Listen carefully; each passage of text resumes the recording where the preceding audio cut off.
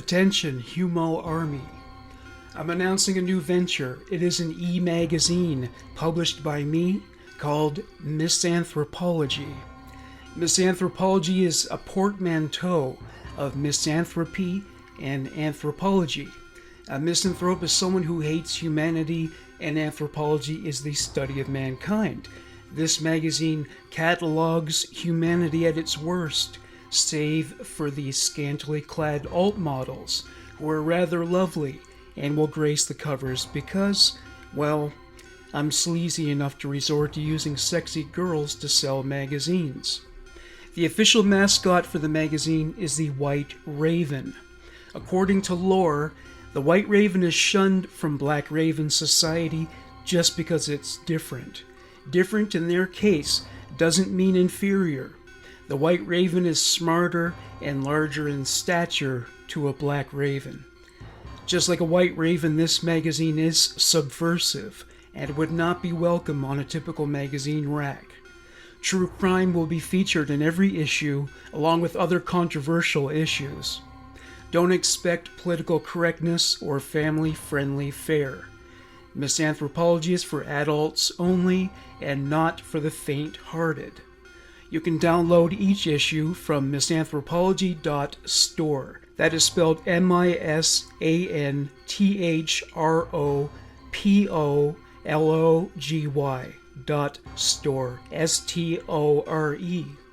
I didn't spell out those words because I think you're dumb. I spelled them out because some people can't spell, but that's okay. There are lots of people who can't spell, but can do other things amazingly well. With this magazine, you get a bargain. It's $5 Canadian per issue, which is cheaper than any magazine you get on the newsstand.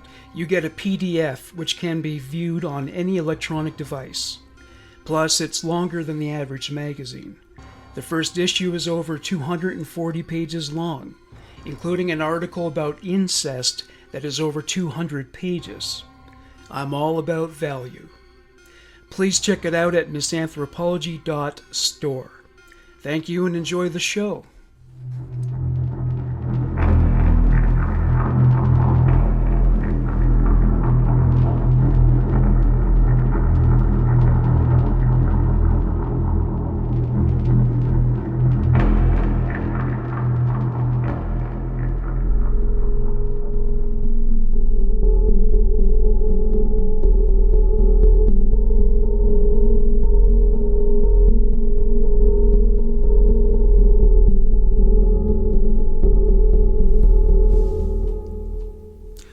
Welcome to Human Monsters.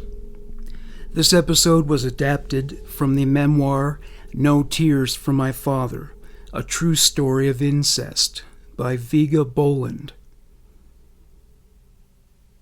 Before I begin, I wish to point out that while the word abuse is semantically correct when used in reference to cruelty toward children, a term that offers more clarity is torture. The child is being tortured. Physically, mentally, psychologically, sexually, or through neglect. It's all torture. Viga Boland was born on February 13th, 1946. She grew up in a row house in Darlinghurst, which is a suburb of Sydney, Australia. She spent most of her week at the home of a woman named Mrs. Nastrom. Her memories of being in her home are mostly pleasant, though her husband would abuse her when he was drunk, which greatly unsettled Viga. Sexual impropriety entered Viga's life at a very early age, and it was introduced not by an adult, but by an older child. One day they were walking home from school when the girl invited Viga to her family's home. They lived in a part of town dubbed by locals as the Cross, which was infamous as a hotbed of prostitution. Viga was excited by the invitation. She was flattered that somebody would like her enough to invite her to their home. Viga was an outcast in the schoolyard and beyond. Once they were in the girl's house, Viga was offered some milk and a cookie. Viga was moved that the girl was being so nice and hospitable to her. Viga suddenly became aware of an urgent need to urinate. The girl escorted her to the location of the bathroom. Viga appreciated this attention, but what she didn't appreciate was when the girl insisted on watching Viga as she relieved herself. When the toilet paper ran out, the girl grabbed another roll from a cupboard. After Viga finished and stood, the girl put the empty toilet paper roll between her groin and Viga's. She began to grind against Viga in that spot. Viga was bewildered. Soon she became deeply upset. Despite her young age and ignorance of sexuality, she instinctively knew this behavior was wrong. She shouted at the girl, "Stop! Stop it! What are you doing? Please stop!" Viga began to cry. She begged the girl to let her leave. The girl did as she was asked, but she became angry at Viga. She became rough with Viga, pushing her down the hall to the front door and outside. Viga cried all the way to Mrs. Nastrom's house. When Mrs. Nastrom asked her what was wrong, Viga couldn't bring herself to tell her.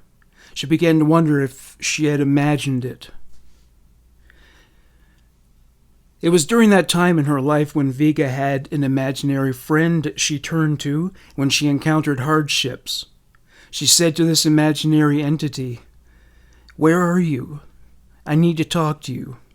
Please, please come visit. I need to tell you something."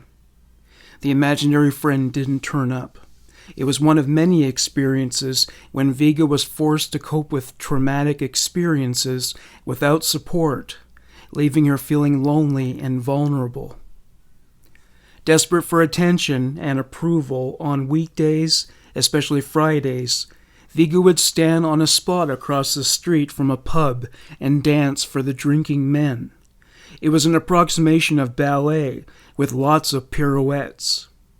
They were a bunch of drunks, but they made her feel appreciated when most people just ignored her, and she bowed out of gratitude. They would even toss her a penny now and then. Viga spent her weekends with her family, who lived in a district called Surrey Hills. Their apartment was so small that Viga slept in the same room as her parents. In fact, she slept on a cot that was arranged perpendicular to the foot of their bed. When they thought she was asleep, they would have sex.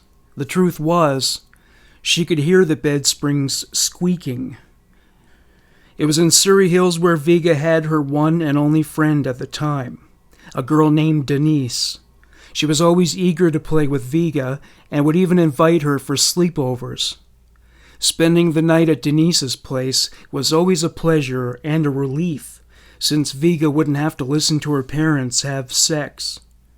Denise's parents were very kind and hospitable, so much so that Viga dreaded going back home. The only joy Viga felt at that time was when her family took her to the beach. Her father insisted that she wait for him to take her to the water, but on one such occasion she disobeyed him and nearly drowned. As Viga gasped air back into her lungs, her father grabbed her arm.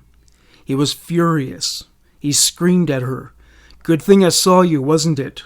You would have drowned out there. How many times have I told you not to go into the water without me? How many times? Next time you will be obedient and do what you're told, won't you? Won't you? Answer me." She looked down at the sand and mumbled, "Yes, Daddy." She didn't go back in the water that day, equally terrified of the ocean and her father. That night she wet the bed. It was becoming a regular occurrence. This is not abnormal for children at that age, and her mother understood, changing the sheets every time. Her father wasn't nearly as understanding. He became enraged, pacing back and forth. At one point he said, "Stupid, disobedient child. How many times have I told you not to wet the bed? How many times?" Later that night, Viga woke to the sound of a slurping noise within the vicinity of her face. Suddenly she felt her father strike her on her face, knocking her thumb out of her mouth. She had woken him by sucking her thumb. He shouted at her, "Bloody child! Big baby! How many times have I told you not to suck that thumb? How many times?" Viga cried and said, "Many times, Daddy." Her mother tried to calm her father down, as she didn't want to disturb Viga after her brush with death on the beach. Her father wasn't about to comfort her. He kept his hand aloft, threatening to hit her again, and advanced to hitting her with his belt if she sucked on her thumb again. Viga stuck her hand under her back and vowed to keep it under there as he got back into bed. Viga slept fitfully that night, hypervigilant as she was that her father might strike her again. Bedtime approached with dread as far as Viga was concerned. She would go to sleep hearing her father's voice asking her how many times he'd had to make her stop sucking her thumb. She grew to fear the darkness of the bedroom at night. Not all of Viga's memories of her family are marked by abuse and trauma. The one silver lining of spending time with her family was when they picked her up on Friday night and took her out for traditional Australian fish and chips, which were served on newspaper pages. Sexual impropriety slithered into Viga's life for the second time when she was playing with Denise one Saturday afternoon in a parking lot. A man with a camera hanging from his neck approached the girls and talked with them. Though he was a stranger, they weren't scared of him because they had each other for support, and he didn't come across as threatening. At one point, he asked them to pose for some photographs. They were flattered by the request, smiling and blushing. They agreed to model for him. He took some basic shots before asking them to pose with their backs against a wall. He instructed the girls to bring their knees up, but hold them apart. They were wearing dresses that were cut too high to keep their private parts covered. They tried to pull them down over their midsections, but he said, "No, that's great, just the way you are." He suggested spreading their legs further apart. Viga began to feel uncomfortable about the whole thing. There was something sketchy about a grown man asking them to do this. Viga said to him, "But my panties are showing." The man assured her this was acceptable by saying, "Perfect." He said it was exactly what he was looking for. He took more photos of them in that position. He was enjoying himself. But the girls weren't.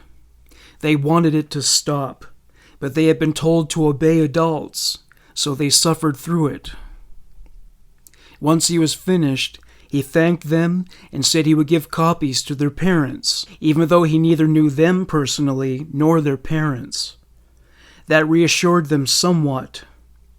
It was only when she told her parents about the photos that it occurred to her that they had never so much as met him. Viga's father would continue to physically abuse her. One day when they were in a convenience store, Viga became fascinated by a jar of multicolored candies that Australians refer to as loose lollies.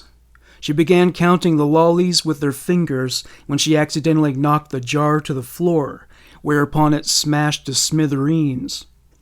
She anticipated her father's wrath as she wet her pants. To her surprise, her father didn't hit her and admonish her in the store. Instead, when the shopkeeper became enraged, her father argued with him, insisting it was foolhardy to place such a jar in such a precarious position. She wasn't used to her father defending her. He did hit her when they got home, and in a vulnerable moment, she confessed to wetting herself. He didn't lash out any further. Mrs. Nostrom was informed by Viga's parents that she wouldn't be looking after Viga during the week anymore.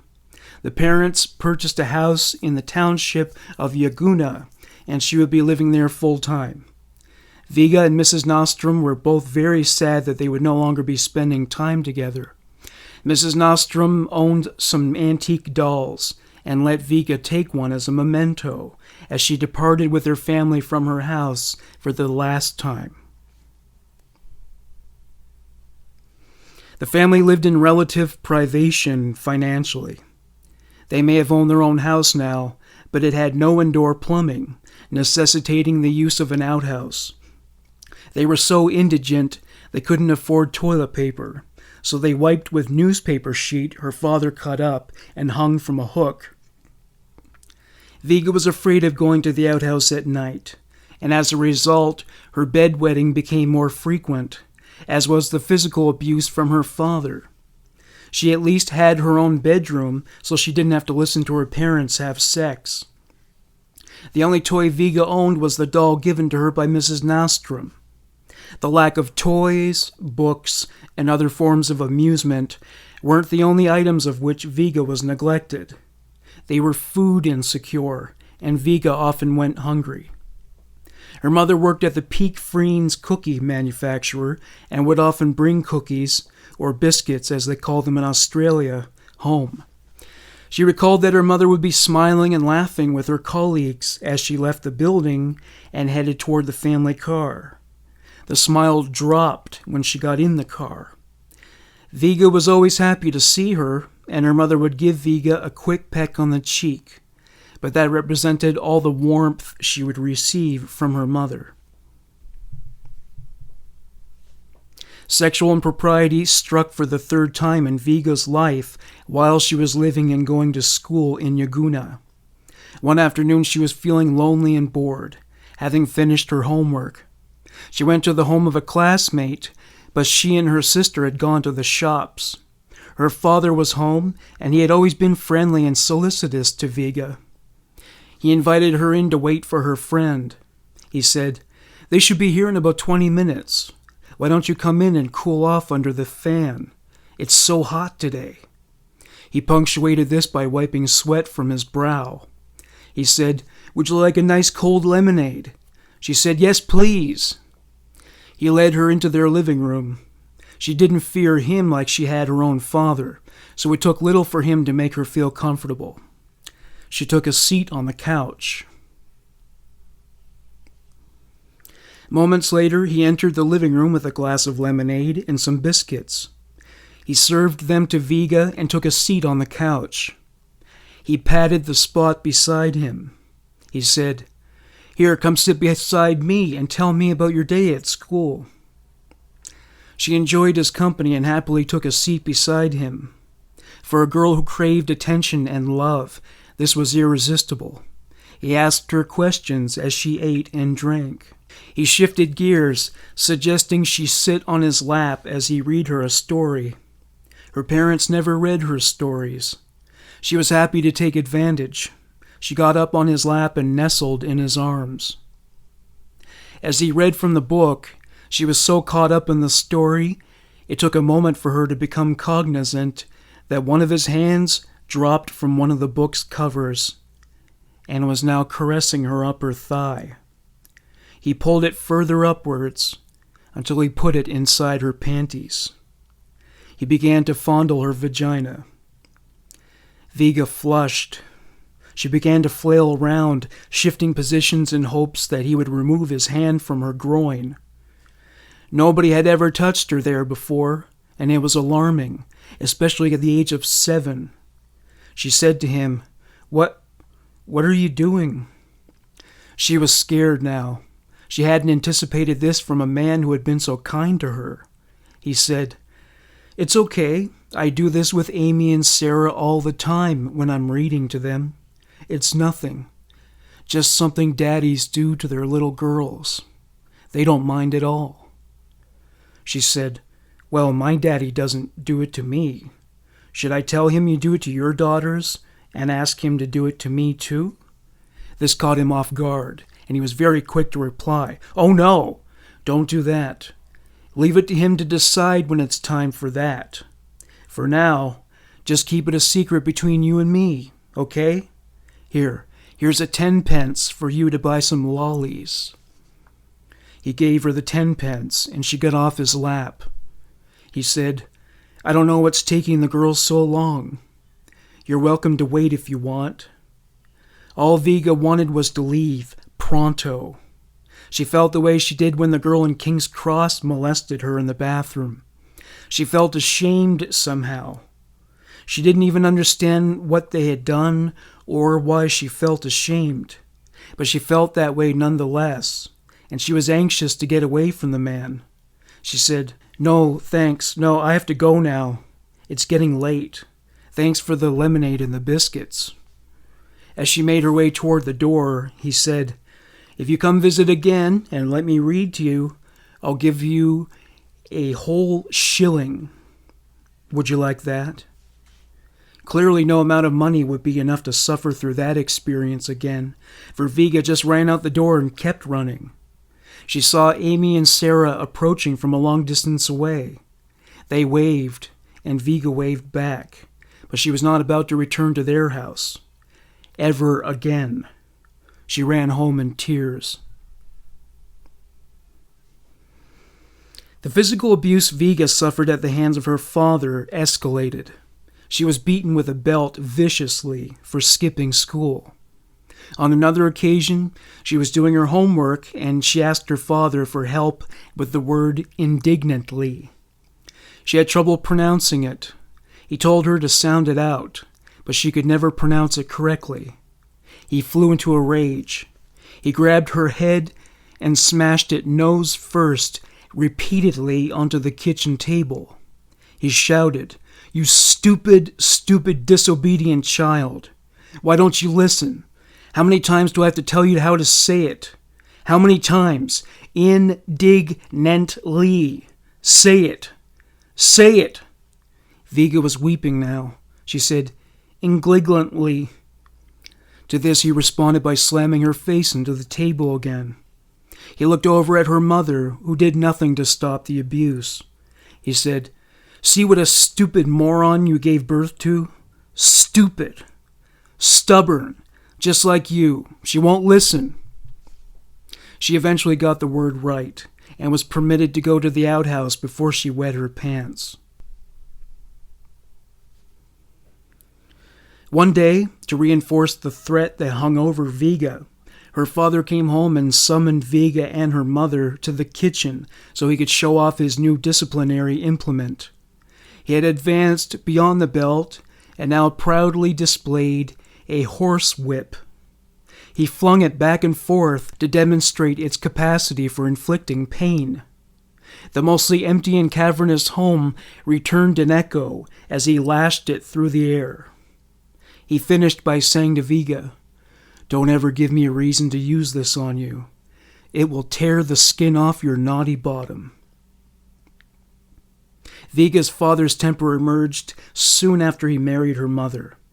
He once kicked her out of bed and kicked her in her pregnant stomach because she said something that offended him. On another occasion, he ordered her to get down on her knees and kiss his pinky finger as a demonstration of his dominance in the relationship. He eventually broke her down and she became submissive on all fronts. She had no autonomy in that house.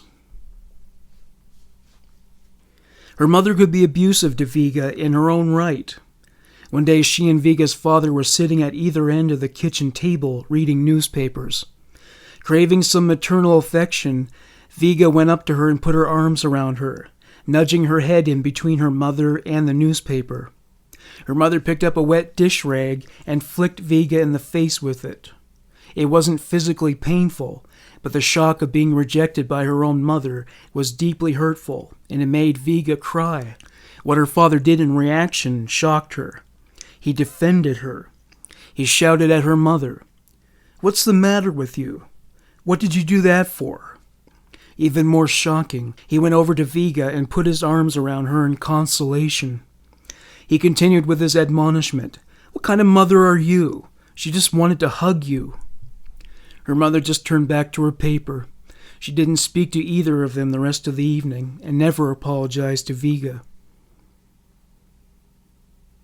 1957.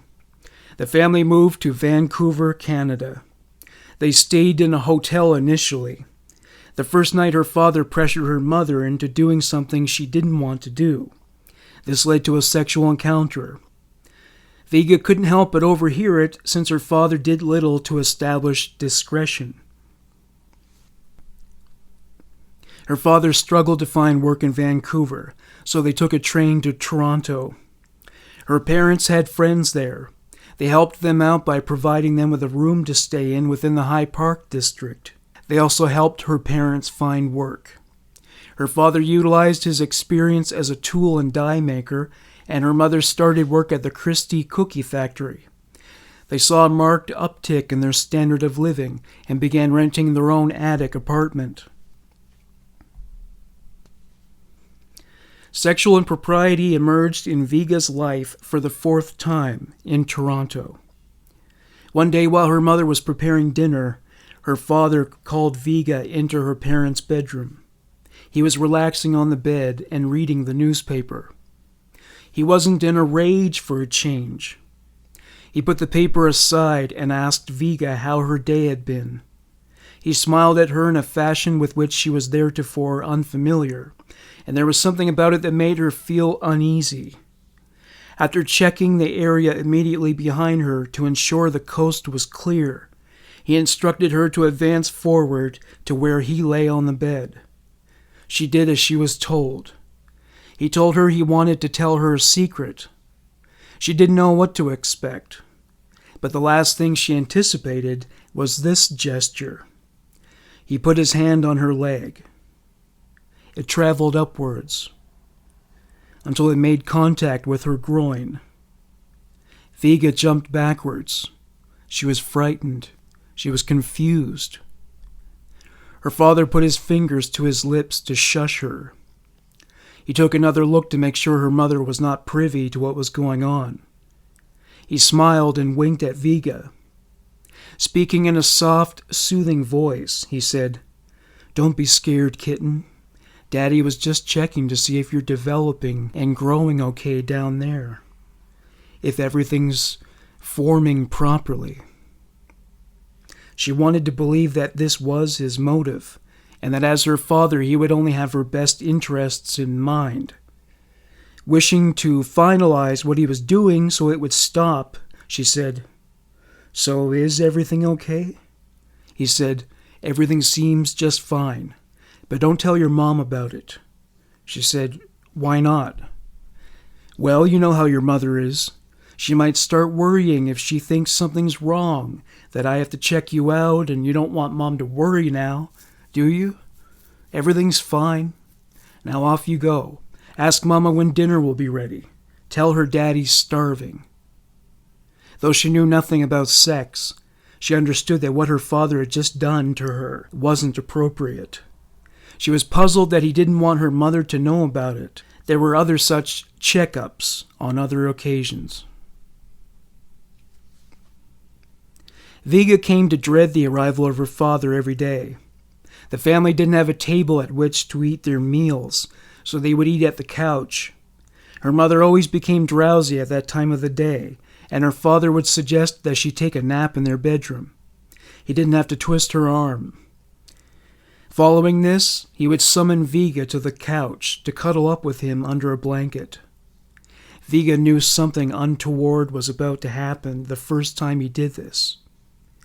She was afraid to resist him, lest he give her a whipping. The family moved to a ground-floor apartment, and it was there that the sexual abuse escalated. In fact, it would be safe to say that he made Viga his second wife, a woman to beat and rape as it pleased him. The first time he violated her was on a school day. It was early in the morning, and her mother had already left for work. Her father still had some time before his departure. Viga had just woken. As she wiped the crust from her eyes, her father appeared in the doorway. Viga intuited that there was something ominous about his visit. Given that he had already molested her, she knew she could only realistically expect something along those lines. She gulped. She felt her stomach twist into knots. Her palms became clammy with sweat. Her father was clad only in his underclothes, just a wife-beater and briefs. Though Viga didn't know exactly what it was he came for, she brought her blanket up to her neck to hide her body from his view. If she had been able to lock herself in a bank vault, she would have.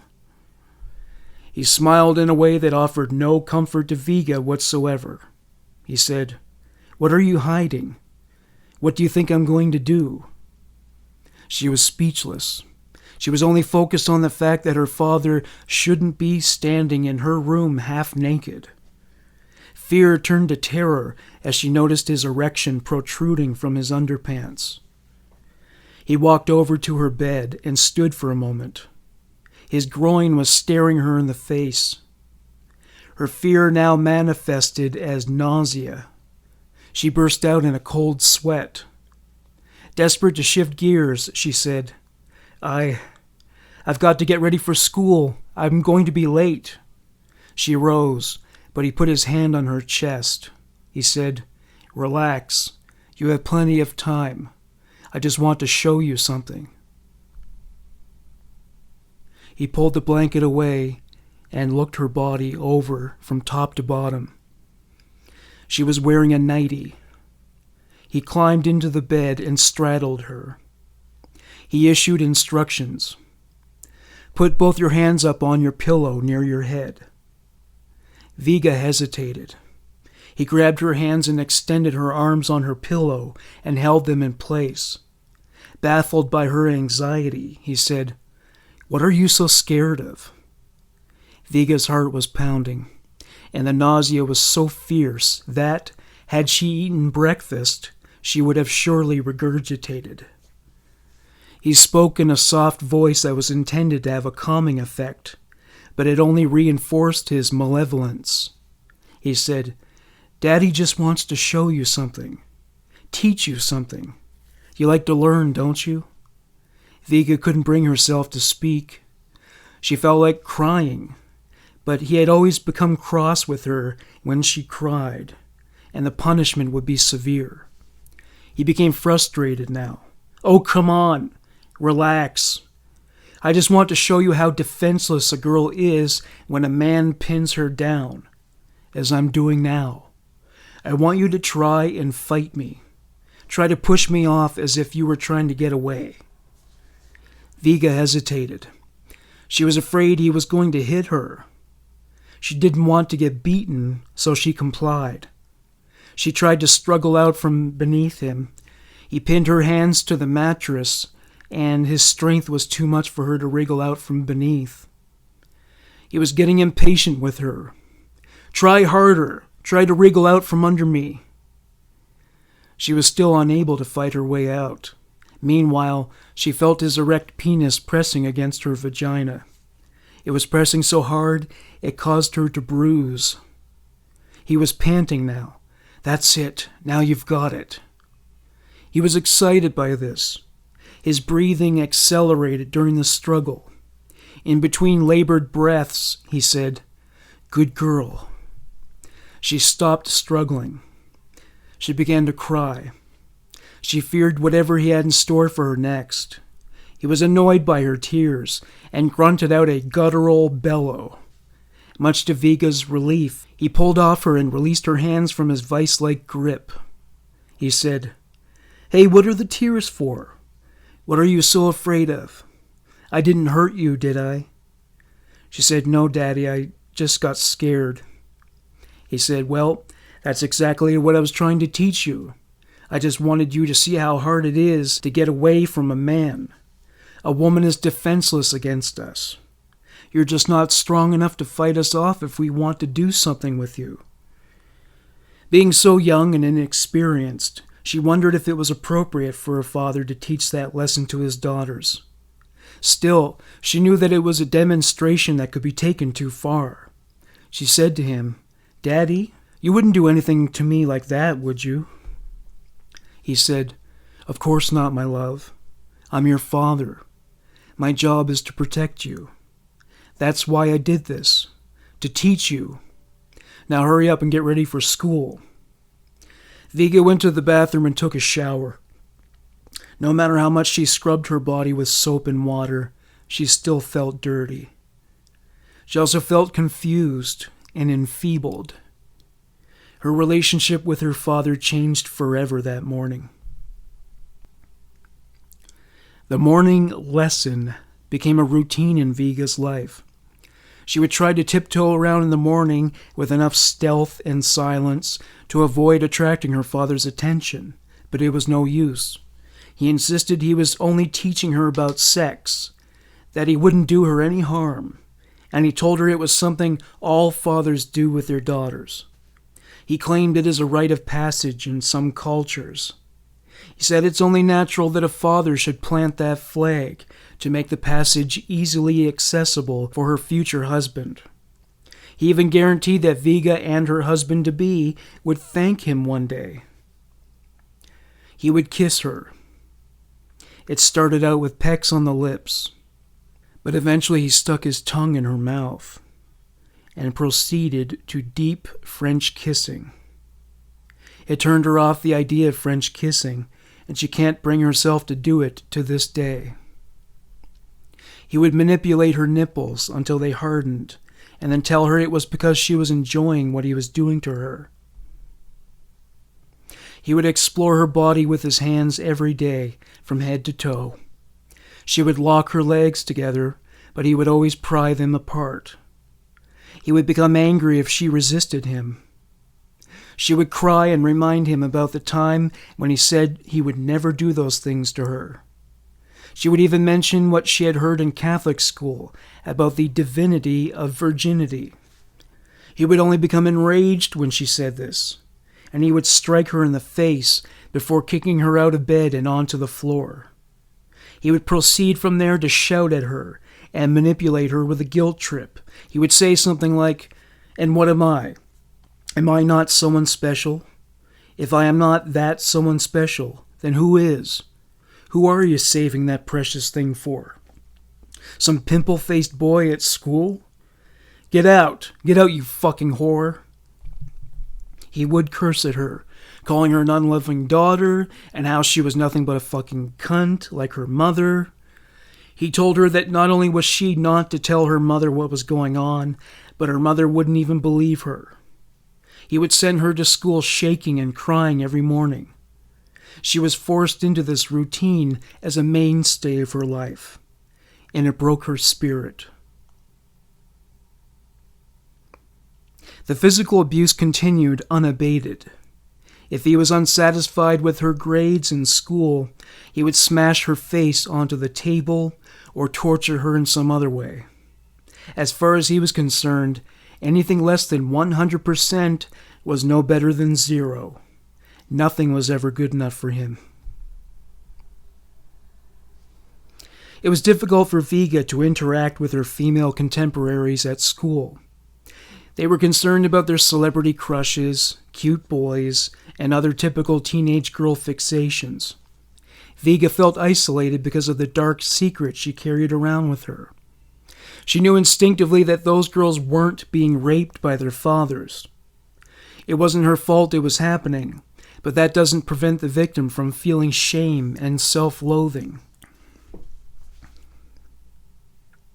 Viga learned to tune it out through dissociation. It was her only coping mechanism in the absence of someone to talk to and confide in. Her father may have had her body at his disposal, but otherwise she was not there. After advanced molestation, her father began to penetrate her with his penis. The first few times she cried out from the excruciating pain, and he would back off, though only in the beginning. He tried to manipulate his way in by saying that what he was doing was normal, and that she shouldn't be scared because some girls are tighter than others. She knew that a woman can close it up, thereby preventing penetration entirely, but she knew that if she pointed that out, or simply demonstrated it, he would lash out at her. Make no bones about it, he felt entitled to the privilege of raping his daughter. She did start to lock up on him, but it only made him more determined to breach her defenses. One day he blew his stack. What's wrong with you, for heaven's sake? You're big enough down there now. You're not a baby anymore. You should be wanting this yourself. Why do you fight me so much? If you'd just relax, you'd make it easier for both of us. Now relax." He finally got his way. The first time he put it inside of her, the pain was excruciating. She felt it from her loins all the way to her stomach. She lurched from the pain. She felt like vomiting. She broke out in a sweat all over her body. Inwardly, she was screaming, "What did I do to deserve this?" It was so shocking and painful, she was unable to dissociate. It was truly assaultive. She was disgusted by the sight of her father's face as he raped her.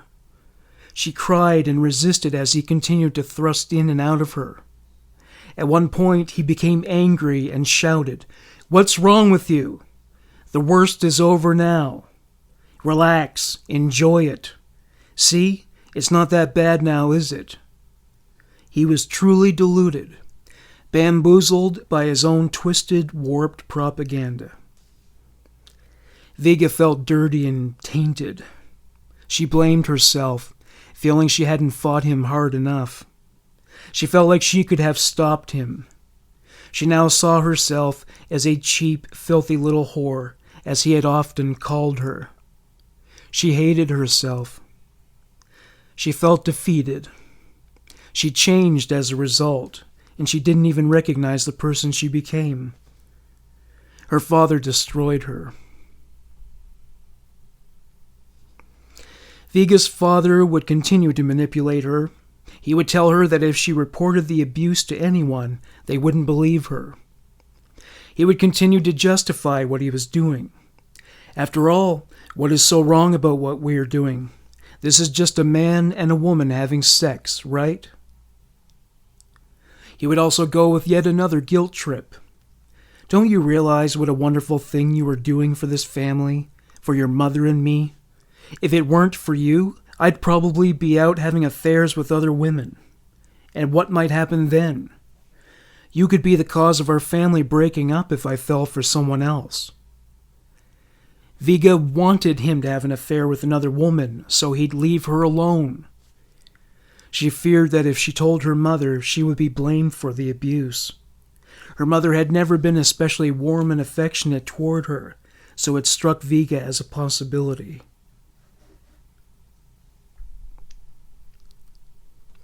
Viga's job at a Loblaws grocery store was her only escape from the hell her father had her living in.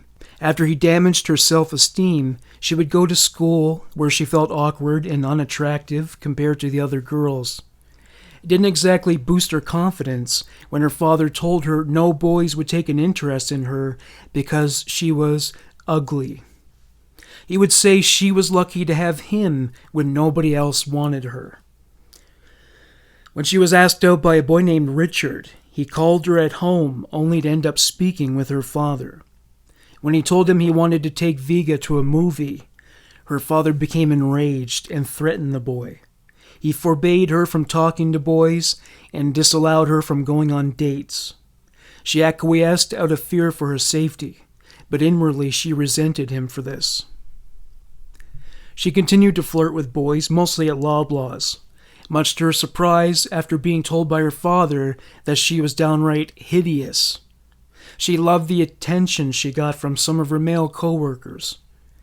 There was something about those Canadian boys she just couldn't resist. After Viga graduated from grade 8, she was invited to a party. She asked her father if she could go, and he said she could, but he wanted more information. He said, "Where is this party?" She said, "At Sophie's house. She just lives up a couple of blocks from here." She didn't want to let on how eager she was to go, but he had asked her if she was ready to make more of her own decisions since she was growing up, so she felt she could tell him about the social event she very much wanted to attend. He said, "And do you really want to go?" He was actually smiling at the time. Viga said, "Oh, yes." He asked her why. She didn't have an answer at first, but knew her response would have to be calculated and carefully measured to avoid antagonizing the man who horsewhipped her. She said, "Well, I've never gone to a class party, and all the kids will be there, and I most likely will only see a few of them again, as we're all going to different high schools, and I'd just like to go to say goodbye one last time." Her father began to twitch now. The smile had dropped, and tension began to emerge. He said, "And what will all the kids be doing there?" "Well, I don't know, Daddy. I've never been to a party before. Just talking, listening to music, maybe dancing a bit. I don't know." After taking this in for a moment, he said, "Okay, you can go." Viga was thrilled. She hugged and kissed him repeatedly, saying, "Oh, thank you, Daddy. Thank you so much. I love you, Daddy."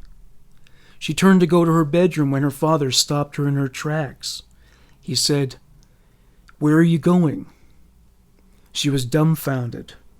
He looked like he was simmering with rage now. Viga said, I'm going to get changed for the party." He was sarcastic. "Oh, really? Well, I've changed my mind. You're not going. What do you think, that I'm going to let you go to some party where there will be boys? Maybe that Richard? And that you are going to dance with them and let them put their arms around you? Maybe steal a kiss or two? What are you thinking? No way. Not my daughter acting like some cheap whore. You're staying home. How dare you ask that of me? I bought you a dress for graduation. Wasn't that enough? You want too much all the time.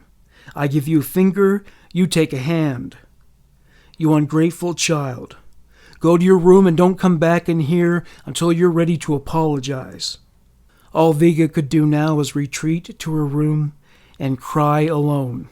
And that's exactly what she did. One significant change that came to Viga's life, much to her relief, was when she was enrolled in Loretto College School, a Catholic high school for girls. The family had moved to the West End suburb of Etobicoke, which necessitated an hour-long commute for Viga in the mornings. This meant there was no time for her father to rape her. Sadly, the sexual abuse did not end there. It just didn't occur in the mornings. When her mother fell asleep in the early evening, her father would summon Viga to the couch and violate her there.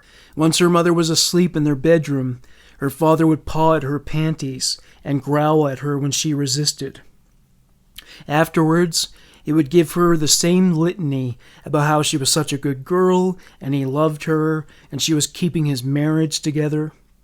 He insisted she should have been used to it by then, and she would nod in agreement as if he weren't evil and stupid.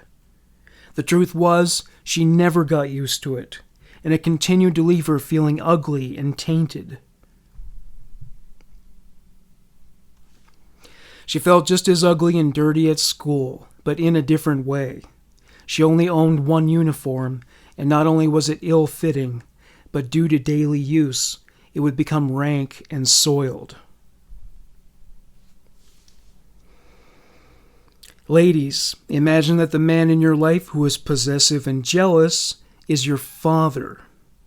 One day when Viga was walking through a commercial district with her father, a young man passed from the other direction, though Viga was unaware of his presence. Her father was clearly paranoid, for he said, "So, did he appeal to you?" Viga had been daydreaming when she suddenly became aware her father was talking to her. Who? He didn't believe that she was truly clueless about what he said. He said, "Don't bullshit me." "Who?" "That guy that just walked by. Don't pretend you weren't looking at him." She turned to her father and said, "Papa, I never saw any guy." He smacked her across the back of her head and began shouting, "Don't lie to me, you whore. I saw you looking at him.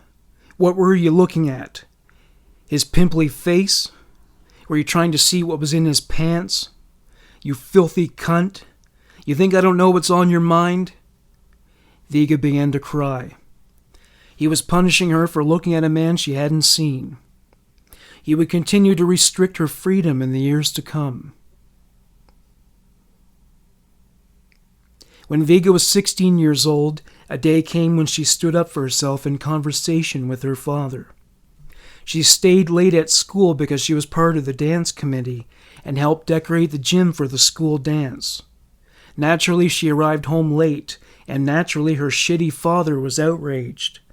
He shouted at her, "Why are you so late?" I missed my bus." "And why did you miss your bus?" He advanced toward her with his face 6 inches from hers, expecting to get it. She shrank back. She said, I stayed back to help decorate the gym for the school dance tomorrow night. I'm on the dance committee." "What school dance? You never told me anything about a school dance." "You're lying to me, aren't you?" He held his hand up, poised to strike. Viga said, crying, "No, Daddy, no, I'm not lying. I'm telling you the truth. Why don't you believe me?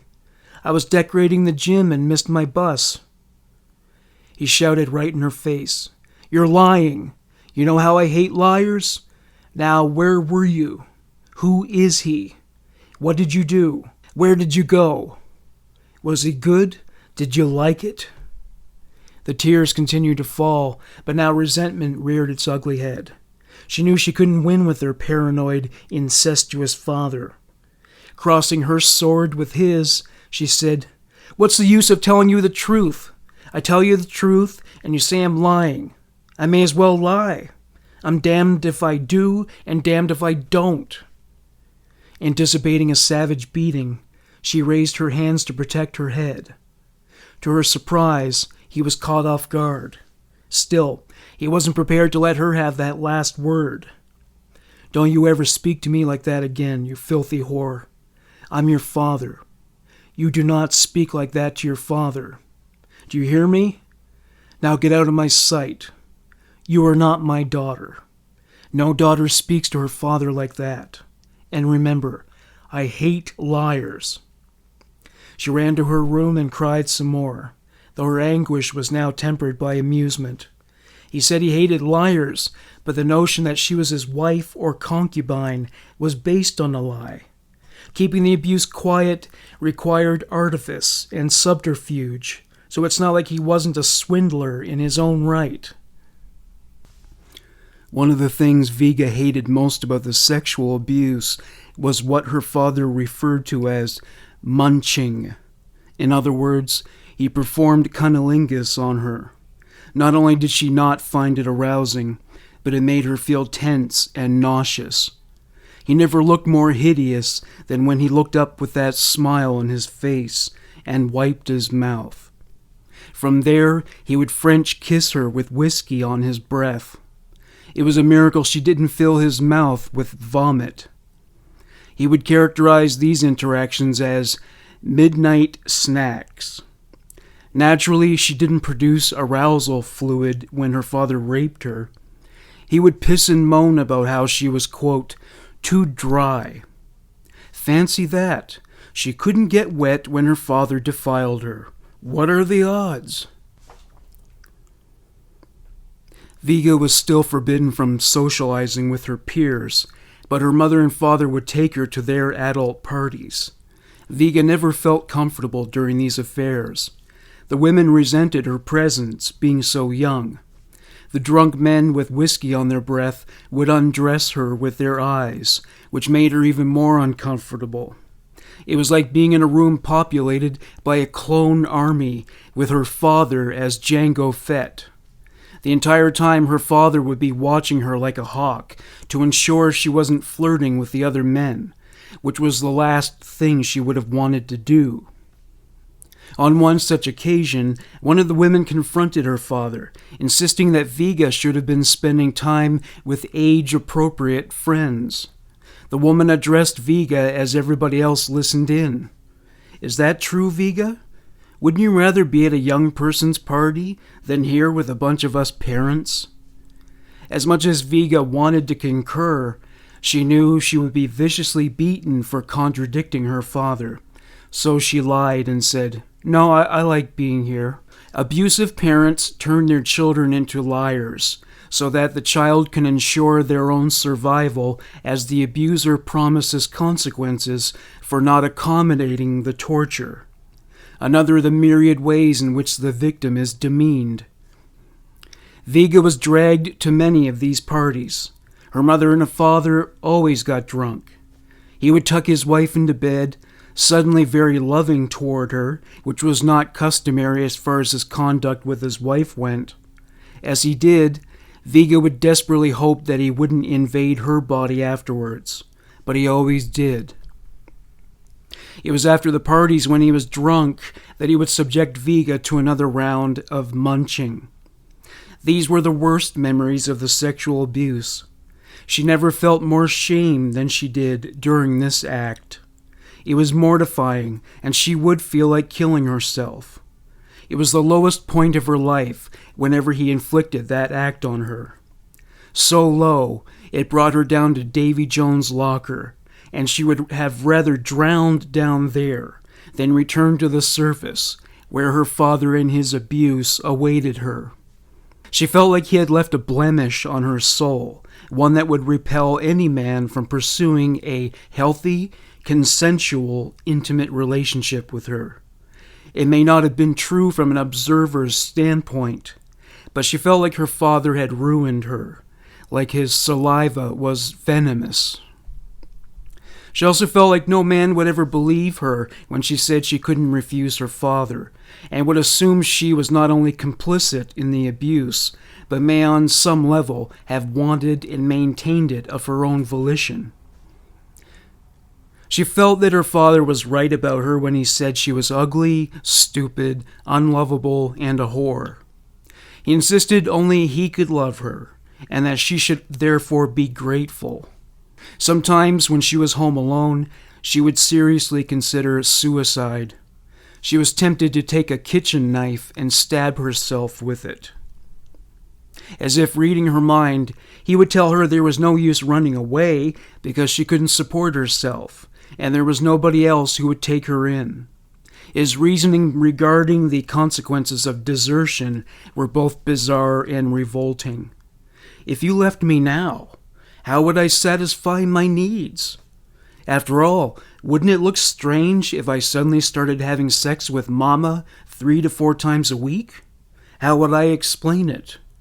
You couldn't do that to me, could you, love? She didn't dare say she couldn't care less about how he satisfied his needs.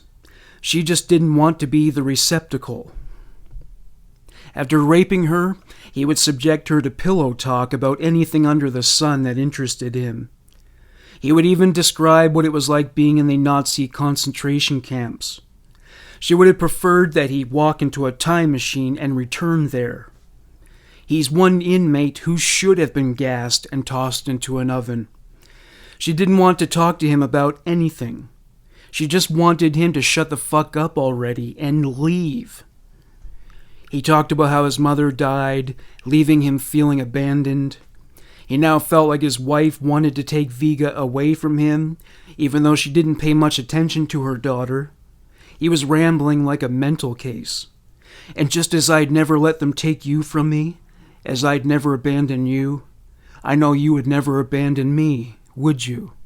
I know you. You are a good woman, a loving daughter. You are not like your mother. You wouldn't deceive me. You will always be faithful to me, won't you? These sentiments were draped in velvet, but contradiction would have unveiled an incisive blade, and he was prepared to cut straight into her soul. The wounds bled profusely, and were never given sufficient mercy to clot. She felt trapped, and she was. Her father was baffled that Viga never had orgasms when he raped her.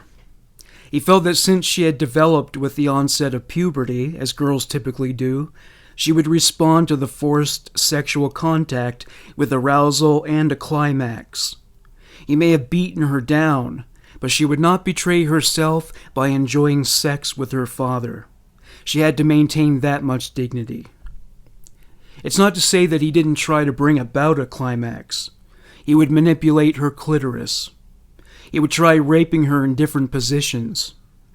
He would pressure her verbally and even issue threats when she didn't relax and give herself over to orgasm. At one point, he brought home pills that he told her were guaranteed to make her come. They were a silver-coated street drug. He was actually drugging his teenage daughter so that she would have an orgasm while he raped her. She feared the effects of the drug, like the possibility that she might develop an addiction. He didn't care what the potential effects might be.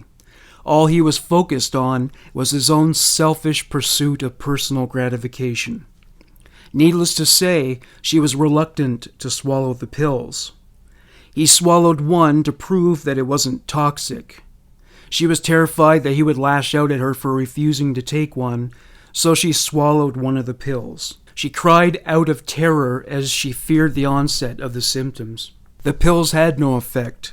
He continued to do his utmost to achieve a climax in Viga, to no avail. She was too disgusted about being raped by her father that no drug or sex manual offered a solution.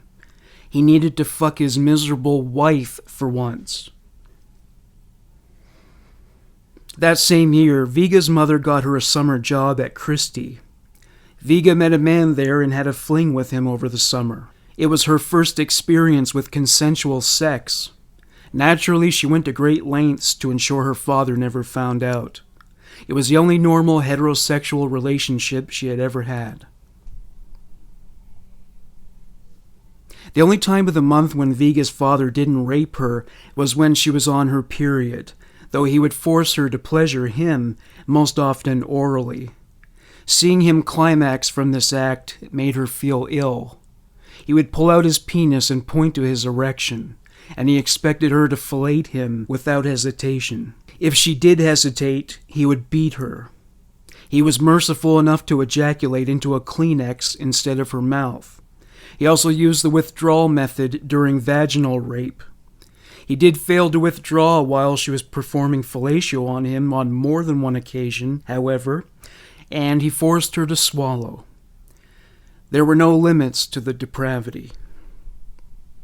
Viga was on the birth control pill to treat gynecological issues, so pregnancy was not a concern.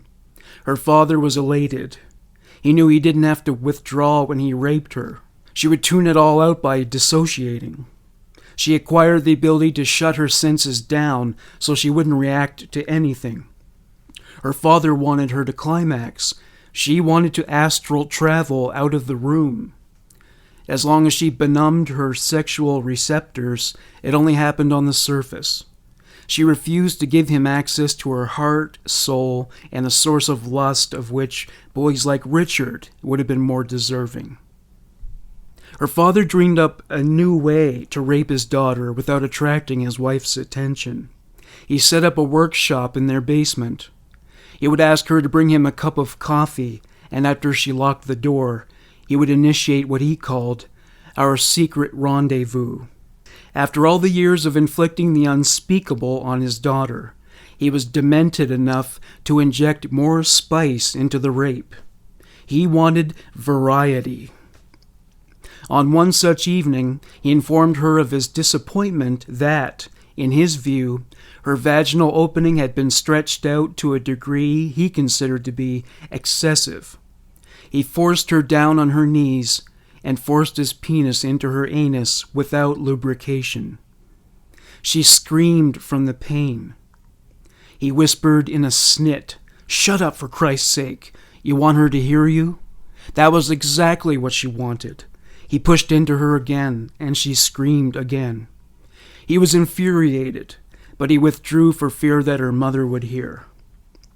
As she stood, she rubbed her knees, which had been rubbed raw. It felt like her anus was ablaze. He was apoplectic at this. Was it really that bloody bad? Did it really hurt that much? If you're that narcissistic and lacking in self-awareness, it's entirely possible that you're clueless about the effects of anal rape. She decided to fill him in on the reality of this. Yes, it really was that bad. His reaction. What a shame. It really felt good to me. So nice and tight. He had a big stupid grin on his face. She was so enraged she wanted to grab a large blade from his desk and cut his dick off with it. He was a sociopath, a complete stranger to empathy and remorse, and she was paying the price. Though Viga was permitted to attend her prom, her father forbade her from staying out past midnight, and he beat her when she returned 5 minutes after 12. Later that evening, he raped her. She was 19 years old and still had no freedom. When she asked for more autonomy, he would lay on a guilt trip about how he was such a great father and she treated him so shabbily. That, or he would fly into a rage and say something like, "Get out of my sight, you ungrateful child. Who do you think you are? Someone important? Someone special that you should get special favors? You are nothing. You hear me? Nothing. Get out of my sight. You are not my daughter." It hurt her the most when he said, "You are not my daughter." That, despite the fact that she would have been so much better off if she hadn't been his daughter. After everything he put her through, he had the nerve to make it even more personal. As far as setting her free, he felt the time wasn't right. As he put it, "What, do you think I expect you to stay with me forever? Of course I don't. I know the time will come for you to go, and after all, I am your father. I love you. I understand. Just trust me. That time isn't here yet. Trust your daddy. I know what is best for you." He wanted to micromanage her liberation. It was as if she were still 12 years old. Viga's mother was stricken with appendicitis and had to spend a few days in hospital.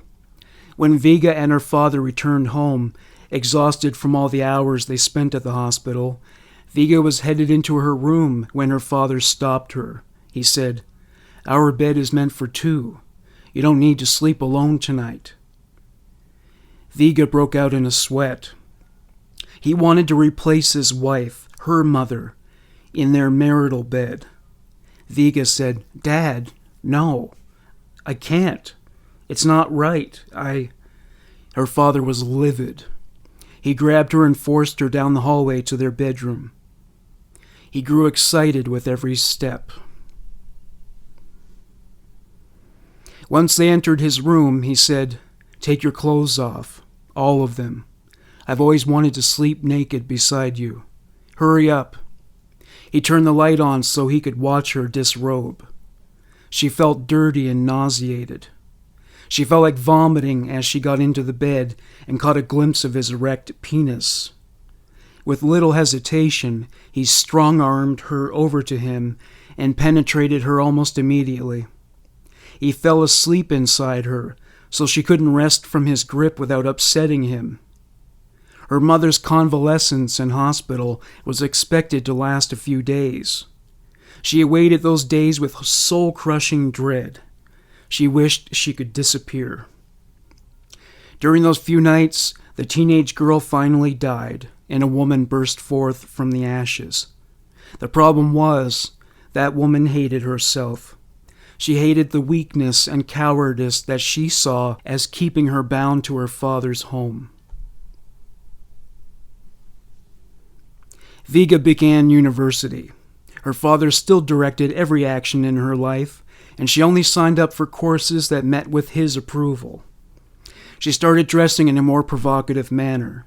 She flirted with men in her class. She would put on makeup after leaving the house in the morning and would wipe it off before returning, since her father did not allow her to wear cosmetics. Her father once showed up unannounced at the university while Viga was talking to two male classmates. Her father nearly caught her. He asked her to kiss him. She didn't want to be humiliated by swapping spit with an older, gray-haired man. She lied and told him that people don't kiss on the university grounds. Once, while they were watching the movie Lolita on television, he told her that she was his Lolita. He even confused reality with cinematic fantasy. One year, on New Year's Eve, Viga and her parents attended an event at a Polish community center. Viga danced with a boy repeatedly, much to her father's chagrin. When she kissed the boy after the countdown to midnight, her father was downright furious. He walked up and whispered in her ear, "Whore! You filthy, stinking whore! How dare you let that hot-in-the-pants punk kiss you? You slut! I'll speak with you later, you disgusting whore.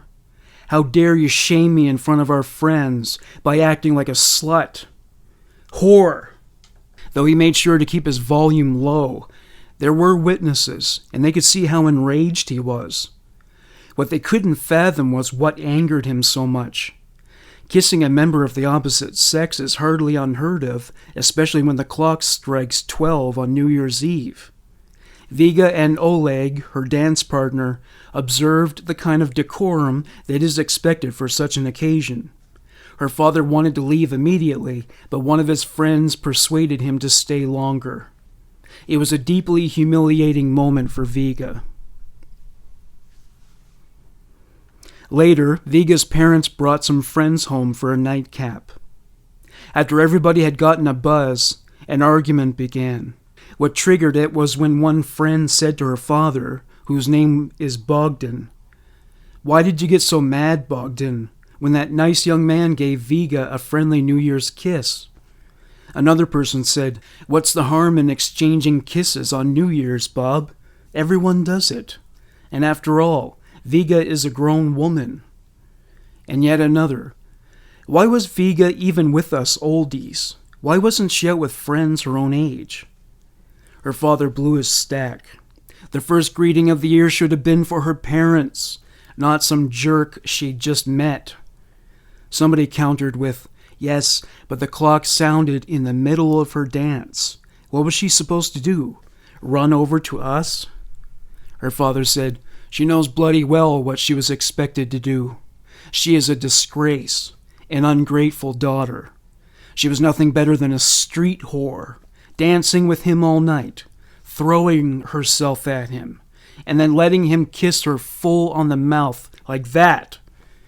She was nothing but a piece of cheap shit." Some of the women in the room were so shocked by this statement, they reacted with a start. The men shook their heads. They could hardly believe what they were hearing. Viga was embarrassed. She began to cry. When one of their friends, a man named Frank, observed this, he said, "Bogdan, she didn't act shamefully at all. She was just a young girl enjoying herself. She has every right to dance with a young man and even be kissed by one at her age. You were acting as if she'd gone off somewhere and had sex with him. To be honest, your reactions are more like those of a jealous lover than a father. If I didn't know better, I would know what to think of you, not her." Frank hit a nerve, and suddenly Bogdan realized he came close to being exposed. He played it off like it was all a big joke. "Aw, I'm just having fun with her." He laughed, but everybody knew it was contrived. He turned to her mother and said, "Just reminding her what her mama and I expect of her, right, Mama?" Her mother never defended her, so there was no hope that she would suddenly start doing so. Her mother said, "Right. Papa's always right." Bogdan wasn't finished. "We've always taught her to be a lady and respect herself, so young men like that don't get the wrong impression." Later, after the guests left and her mother went to bed, Bogdan punched Viga as hard as he could, over and over, and then raped her. The torture went on until dawn. On Viga's 21st birthday, her father approached her and said, "So, kitten, you're turning 21, becoming an adult. My little girl isn't a little girl any longer. So what do I give a 21-year-old for her birthday?" He was softly spoken and tender. She wanted to say, I want to be free to come and go as I please. But she knew he would just explode with anger and beat her. He prodded her, saying, "Come on, kitten, tell Daddy what you want. You're a grown woman now.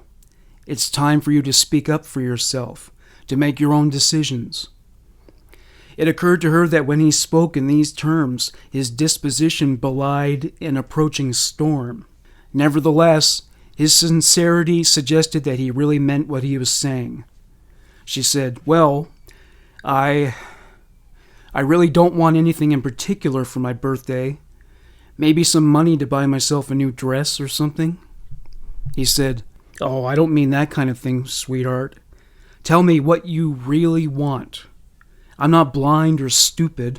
I know I've been hard on you, but I also know that at 21, you have the right to walk away from me, and I have no right to hold you back. You are an adult, a grown woman. You are free to do what you want. So what do you want? Tell me everything. Don't be afraid. I won't get mad." Feeling it was now safe to speak her mind, she said, "Well, since you say I'm an adult now and am free to do what I want, I'd like to come and go as I please." He said, "And where would you be going?" "Oh, here and there, maybe out with some of my uni friends once in a while, to a movie or a party, or just shopping with the girls, you know, the kind of things girls do." "Yes, of course. Anything else?" She took a big leap. "Well, though it hasn't happened yet, if a guy were to ask me out, I'd like to think I could say yes without having to ask you." "So is there someone you think might be interested enough in you to ask?" "Oh, no." "Okay, that's fair enough. Is there anything else you want?" Feeling secure that she could say anything now, she said, "Well, there is one more thing I'd really like. One of my uni friends, Gina, is getting married this summer, and she's invited me to the wedding. I'd really like to go. I've never been to a wedding," and he punched her in her cheek. The next punch was delivered to her ear, leading to a headache. Her mother came to her defense for a change. "Bogdan, stop! What's the matter with you? Stop!" "What's the matter with me? Filthy cunt. I give her everything, and this is what she gives me back? She wants. She wants to do what she wants when she wants. She wants to date. She wants to go to a wedding. It's all about what she wants, filthy whore. What about what I want?" "Well, you did ask her. After all, she's 21. You told her to tell you what she wants." "What? Are you sticking up for her against me? Are you betraying me again? Sure, what could I expect from you? One filthy cunt gave birth to another one. She's just like you. Whores. Both of you. Just whores." "You are horrible, Bogdan. You are a horrible man. You call yourself a father. I don't know what you are, but you are not a father. And she is not my daughter. A good daughter would show respect, gratitude. Go on, get out of here before I punch you too. You have nothing to say, whore. Once a whore, always a whore. I don't listen to whores. You have nothing to say in this. This is between her and me only. Get out." Later, Bogdan and Viga sat on the couch. He said, "Sit up. Look at me when I'm talking to you. I'm not done with you yet. So, tell me again what it is you want." Wanting to placate him to prevent another beating, she said, Nothing, Daddy. I don't want anything but you. I want only what you want for me. I'll do whatever you tell me to." This calmed him, though he wasn't finished ranting and raving. "You know what I say to all your wants, don't you?" "Yes, Daddy." "No. The answer is no to all your requests. What do you think, that just because you're 21, you can do what you want? As long as you live in my house, under my roof, and I provide for you, you do what I want, and what I tell you to. Will you be a good daughter, or do I have to keep punishing you and beating you like I had to do with your mother till I finally kick the devil out of her? Is that what you want me to do? No, Daddy, I'll be a good daughter. I promise. He suddenly became affectionate. He said, Come, my little one. Come to Daddy. Daddy gave you a hard time tonight, but I was just testing you. Testing your love. He pulled her close to him. He was aroused and pressed himself against her. He said, Let's give Mom a bit more time to fall asleep. He lifted the blanket and pushed her head down to his crotch. He pulled his fly down and his penis popped out. He said, You know what Daddy wants you to do, don't you, darling? Make Daddy a happy man now. After graduating, Viga got a job teaching at a Catholic girls' high school. She was still living under her father's thumb. He took her paychecks just like he had with her other jobs. He took his wife's paychecks as well.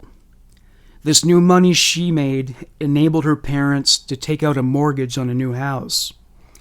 When Bogdan told Frank how they were able to afford the new house, Frank said, What do you mean? Is Viga paying you rent now? Isn't it time she was on her own with her own place? Bogdan said, And why would she do something like that? She's a smart girl. She knows that this way she can live cheaply, and in the end, whatever she has contributed to the mortgage will come back to her. So how much is she contributing? Her whole paycheck, of course. Frank was shocked. Seeing this, Bogdan said, She knows it will all be hers when we die.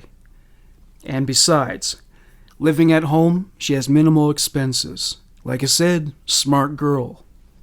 Frank looked over at Viga. He was baffled. Viga met a man named John who happened to be from Australia. He was a member of the faculty where she worked, and for her it was love at first sight. The feeling appeared to be mutual, for he asked her out. She found excuses to turn him down, since she knew how her father would react. She couldn't receive any kind of communication from him. No phone calls, because they would be intercepted by her father. Her father opened her mail. He denied Viga her right to privacy. Her mother knew about her affection for John. She even knew about the small photo of him she kept. Her mother knew what was going on. My girl, you are in love. No, Mom, I just enjoy talking with him.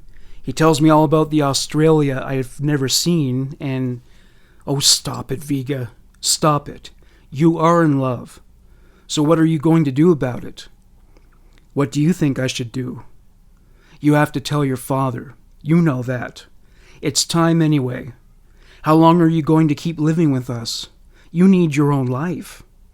The girls at work can't believe you still live at home now that you are teaching. They can't believe you never go out. Don't have a boyfriend. They even ask me if there's something wrong with you. Finally, a second voice of reason inside the home. Still, Viga was against the idea of telling her father. Oh, Mom, you know how Dad is. He'll freak. I don't know how to tell him. I'm scared. Could you tell him? He'll be home in a few minutes, and I have to have dinner ready. We better talk about this some other time. This just puts us both in a bad mood, and he will pick up on it as soon as he walks through the door. Time to put our smiles on. When Bogdan walked into the kitchen, Viga and her mother plastered themselves to the floor with plastic smiles at the ready. Her father could tell there was something unusual about Viga. You look different. Aren't you happy to see me? Did something happen today? What's up? Nothing happened today, Daddy. Just another day. I'm just tired. Teaching is quite exhausting, you know. Here are your slippers. I have them ready for you. She wasn't about to tell him that she kissed John goodbye as he departed for a summer job. Viga's mother nudged the courtship of Viga and John along by arranging to have letters from John sent to her supervisor's address. Viga would hide them following receipt.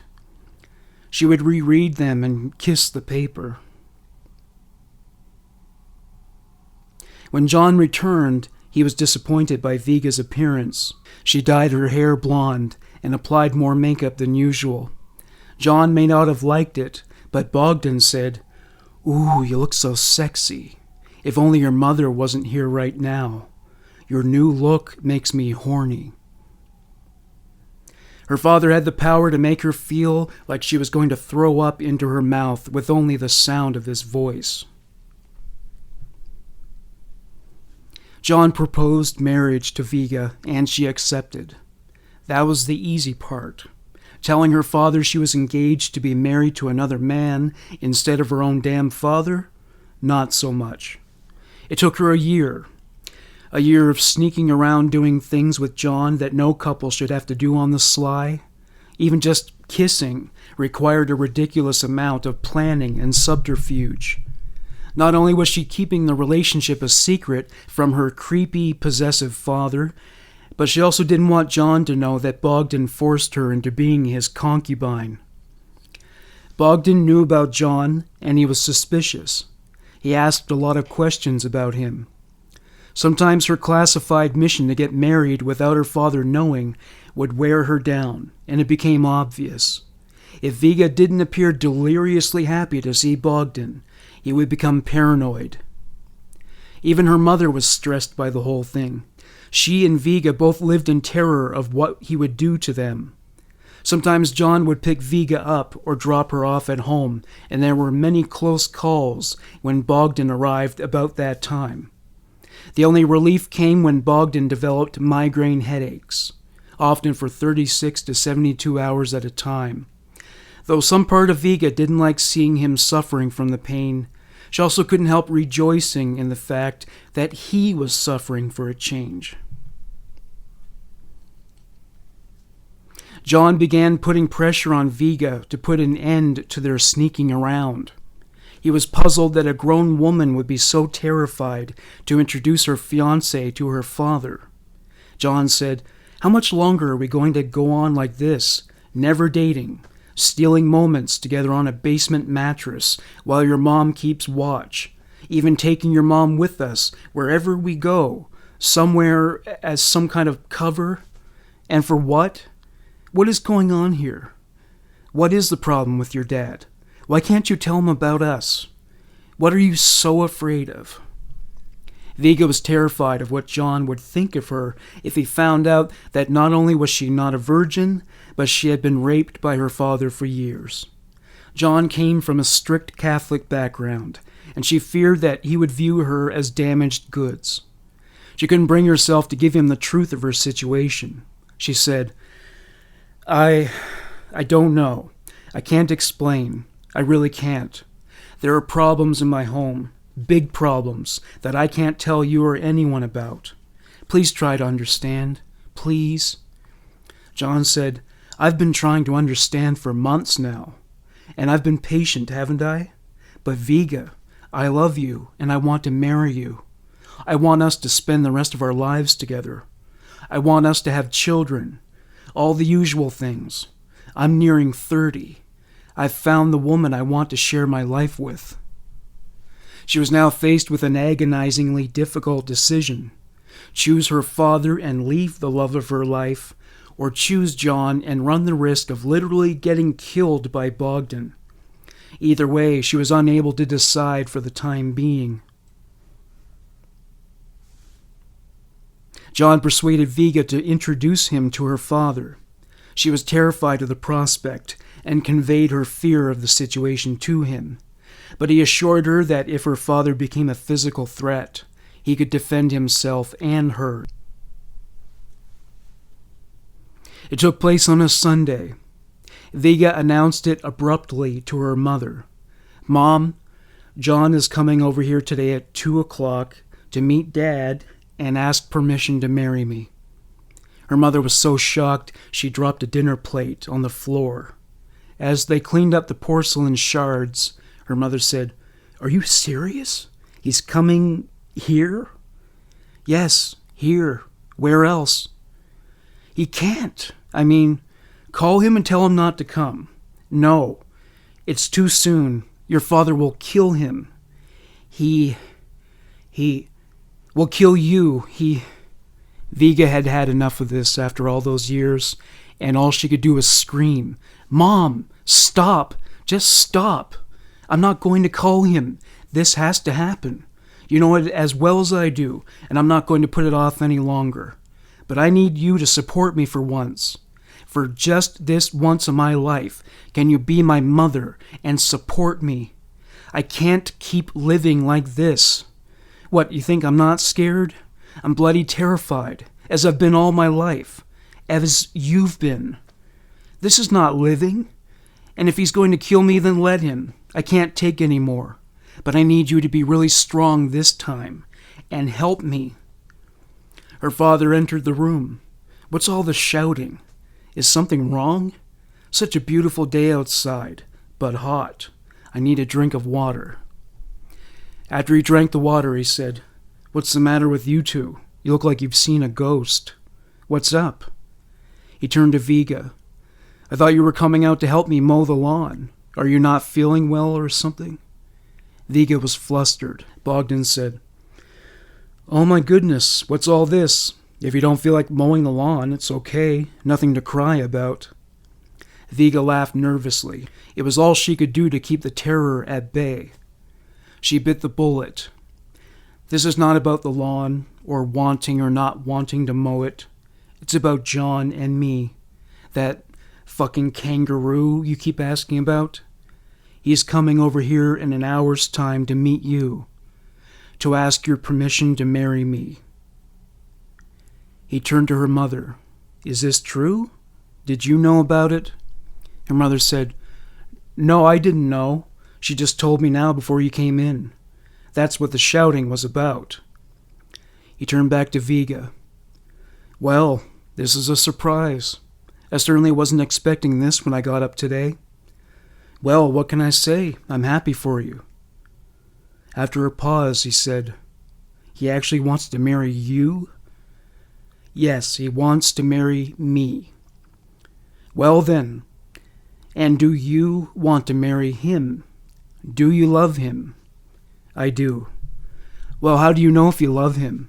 You kept saying you never see each other, never talk. You can't just marry someone you hardly know. You need time to get to know each other. When did you plan for this to happen?"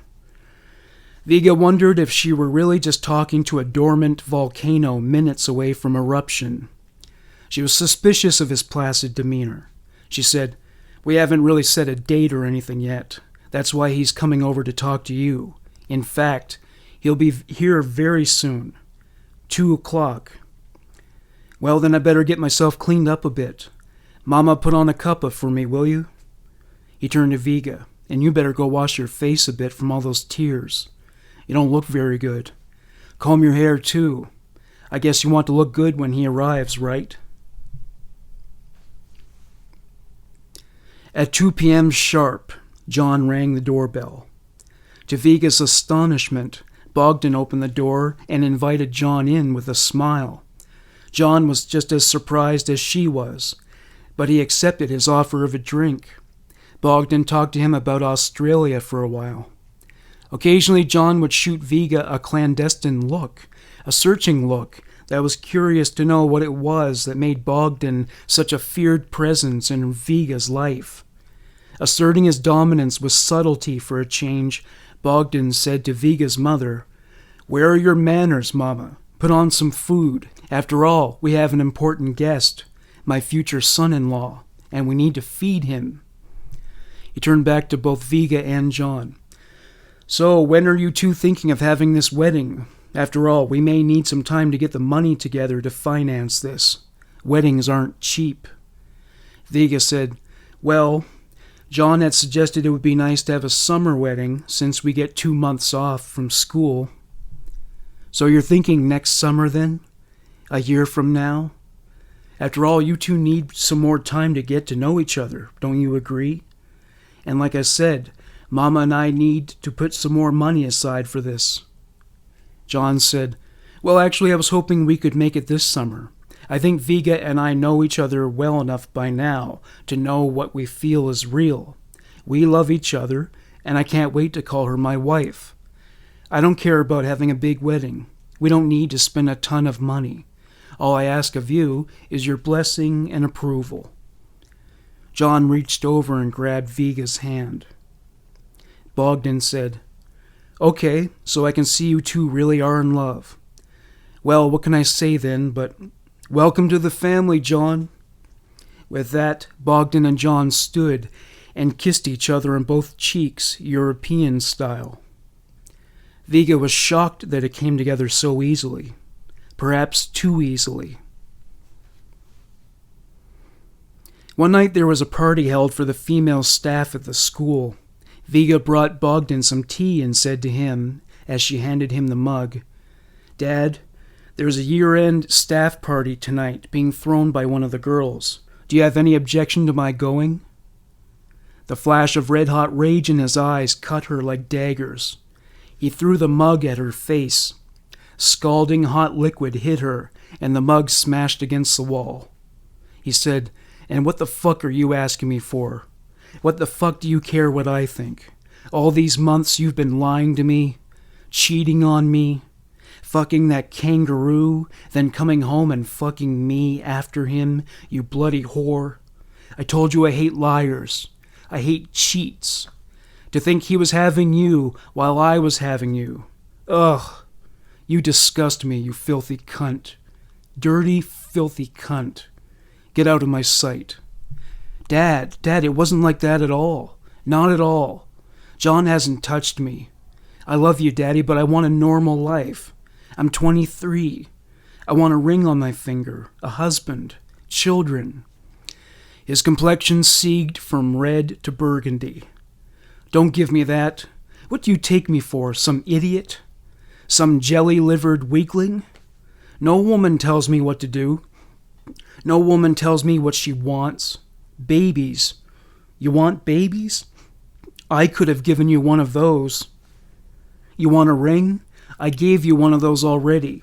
In fact, he had once given her a diamond ring and told her she should consider herself married to him.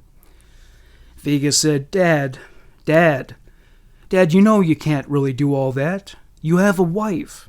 I am your daughter, not your wife. Daughter, you are not my daughter. No daughter would treat her father as you have treated me." His voice broke. He got choked up. "I loved you. You don't know how much I loved you. I loved you more than any father could love a daughter, more than any man could love a woman. And this is how you repay me? Get out of my sight. Get out. You are not my daughter. You are nothing but a fucking whore, and I don't want another fucking whore in my house. I married one of those. Now get out of my sight before I kill you, fucking cunt. Pack your bags. Go to your party with your fucking kangaroo. Get out of here in half an hour, and if you're not out of here in half an hour, I'll throw you out. Get out. Now, go." Viga ran out of the room and bumped into her mother. She said, Mom, what do I do? He's gone nuts." "You do what he said. Pack up what you can as fast as you can and get out." "But I've got nowhere to go, nowhere to live." "You and John will figure something out. Just get out now. This is what you wanted. He's given it to you. Now take it and hurry up before he comes out here, or you may never get out of here." While Viga was packing, her father approached her in a fit of rage. "Go on, hurry up. Your half hour is almost up." He grabbed a framed photo of Viga and threw it at her. The frame broke, and the glass was smashed to pieces. He picked up the photo and tore it to shreds. He threw the tatters at her face. She was weeping now. He said, "That is what I think of you in your tears, you false, lying cunt. You are nothing to me. You don't exist for me. Get out of my life. Don't ever show your lying face here again." Bogdan disappeared. Meanwhile, John pulled into the driveway. Viga ran out to him before he could reach the front stoop. She was worried that Bogdan would attack John. John took one look at the tears streaming down Viga's face and said, "Good God, what's happened? Why are you crying?" "Don't ask me now. Just get this stuff into your car and get us out of here." This was an emergency. Viga and John packed her belongings into his car with haste. At one point, Viga's mother appeared. She said, "Go, don't waste time now, just go." "Will you be all right, Mom?" "I'll be okay, just get out of here, now, before he comes back and sees John. Please, I'll be fine. He won't touch me. Go." As they were departing from her parents' street, John said, "Are you going to be okay?" Good question. She was finally free from a physical standpoint, but the lingering effects of those years of abuse would haunt her for decades to come. She would deal with that later. As they drove further and further away from the gates of hell, John said, "So, what do you want to do?" He was curious to know if she really wanted to attend a social function after experiencing such a traumatic event. To his surprise, she was in a festive mood. "Let's get drunk and celebrate my freedom. Let's party."